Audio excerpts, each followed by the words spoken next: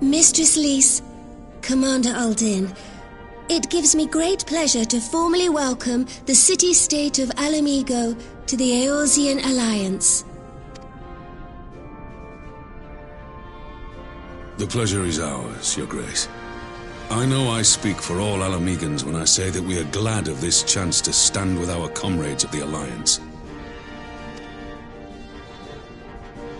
And we, for our part, are glad indeed to be able to welcome friends both old and new. Lord Hien of Doma, at your service. Pray, accept my heartfelt thanks for your generous invitation. Nay, 'tis we who must thank you for journeying so far. And 'twould be remiss of me not to acknowledge the part the Scions of the Seventh Dawn have played in bringing all of us together. In times of great unrest, you and yours have been our constant companions, without whom we would not be here.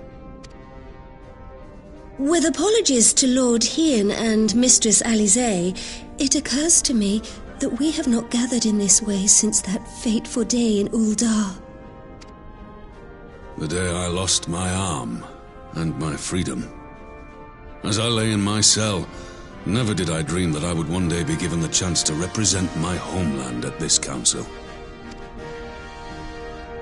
I would not even be alive had you not plucked me from the jaws of death.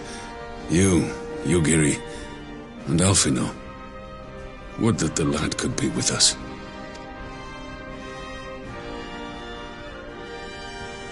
I too owe my presence here to Alphino, in so many ways. Until such time as he returns, I mean to carry on his good work as best I can.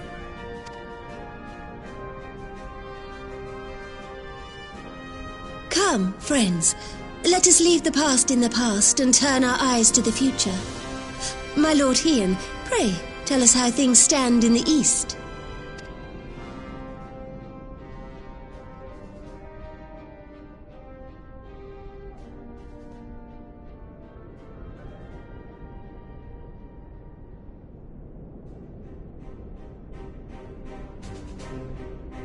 Having heard the rumors of dissent in Garlemald, I dared to dream of a peaceable solution. The Empire will not so easily change its ways. If the Garleans have a mind to take back Doma and Alamigo, we'll be hard-pressed to stop them, even with the might of 6 nations. But while we lack the strength to fight the tide, a course may yet present itself, if we read the winds aright. The winds suggest but one course to me. One which leads from the sea unto the river and thence to the source of all our woes. The Ascians. Indeed. All here have felt their blighted touch. It was the bringers of chaos who nurtured the Archbishop's tyrannical ambitions. They who bestowed upon him the secrets of summoning, as they have so many others before and since. And while they remain, we shall know no peace. Our objective is clear. The question is how to achieve it. That our enemy parades about in Xenos' skin poses problems in itself, but ere we get to them, how are we to infiltrate the Empire and get close enough to strike?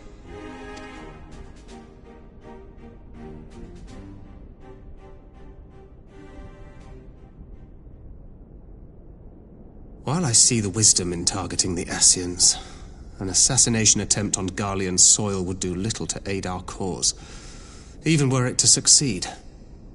It's time we used our enemy's preferred tactic: subterfuge. You have an idea? Speak your mind, Master Thancred. None here know the enemy better than the Scions, and you mayhap best of all. Whatever it is you propose, we will give it fair hearing. On that you have my word. Very well, Admiral. My proposal is thus. We dispatch the shinobi to Imperial territory.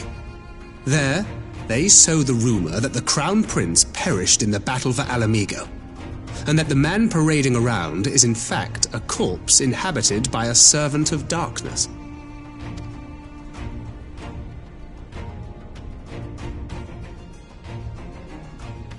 Well, it does have the ring of truth about it.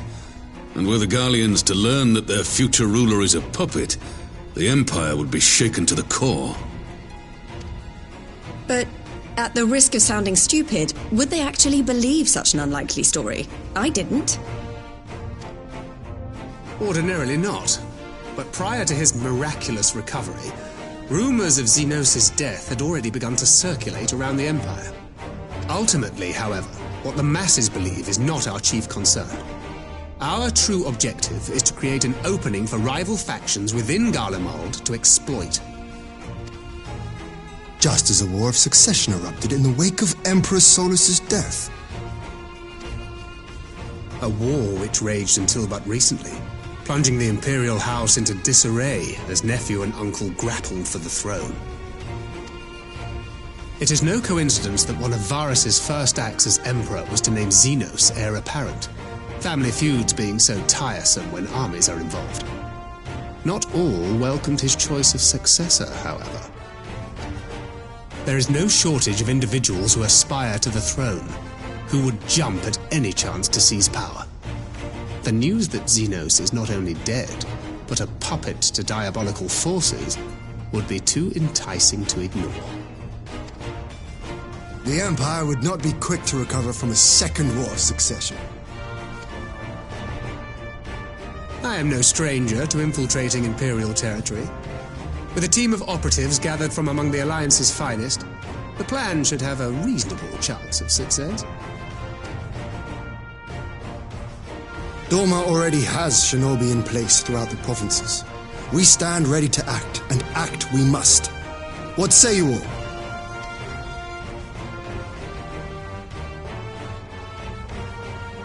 I'm for Master Thancred's proposal. We shine a light upon the Ascian and test the Empire's unity. 'Twas his plot that scuttled Doma's negotiations, was it not? Why then, if we can eliminate him, there may yet be a chance for peace. Let us wage this war of subterfuge, that we may one day lay down our arms. Gods know we never will while the Ascians remain.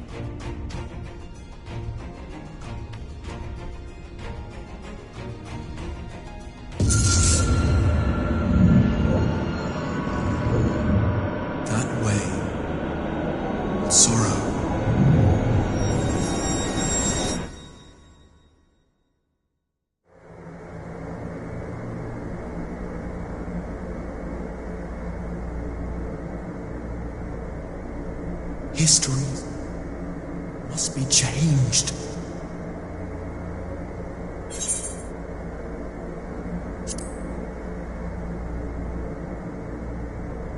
Ahead looms a calamity. Ahead looms light, expunging all form and life. Twin dooms only you can forestall. Only you. What's the matter?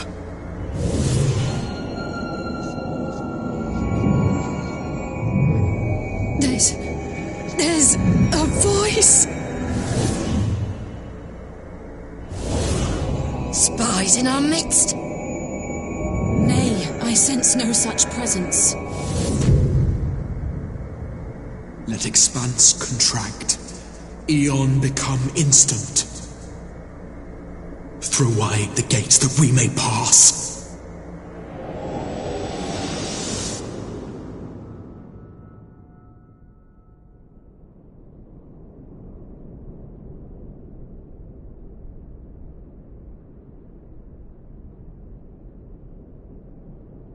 Is it over? Master Thancred!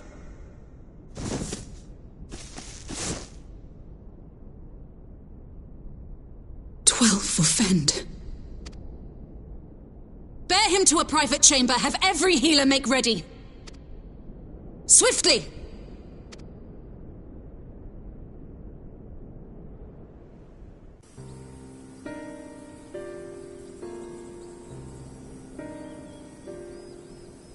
Master Thancred remains in slumber. Though his vital signs appear stable, he's unresponsive.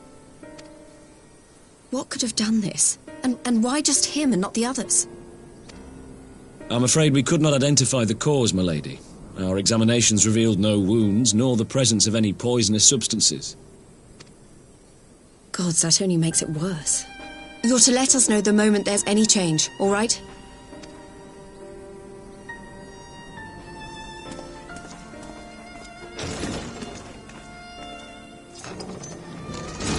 Thank you for coming. Knowing Thancred, he would apologize for being otherwise engaged at so crucial a juncture. In gifting us a course of action, Thancred sowed the seed of all that is to follow.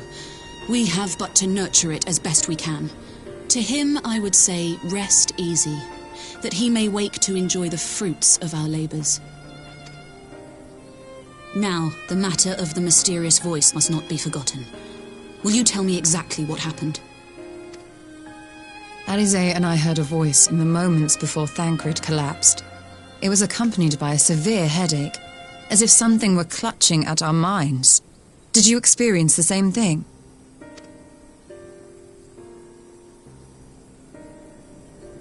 So, in between the voice and the pain, you felt as if you were somewhere else entirely?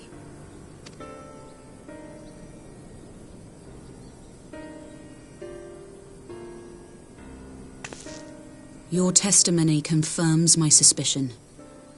That which you experienced was, I believe, your soul being plucked from your flesh.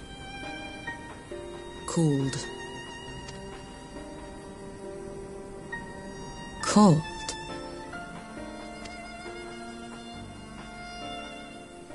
I myself examined Thancred. Reach out as I may, I could not sense in him the spark of life that is his soul.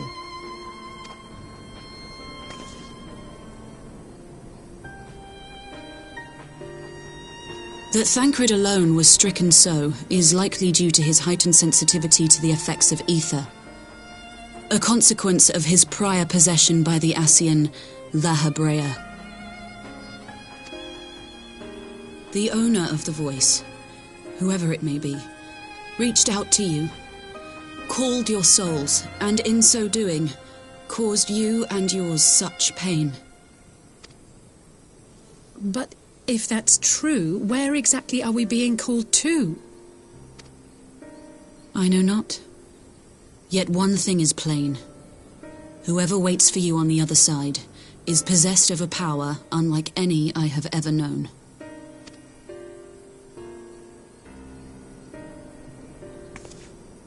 Forgive us, Lys, but may we leave Thancred in your care for a time? As if you had to ask. I may not be a scion anymore, but I'm no less a friend. Don't worry. I'll see to it that Thancred's well looked after.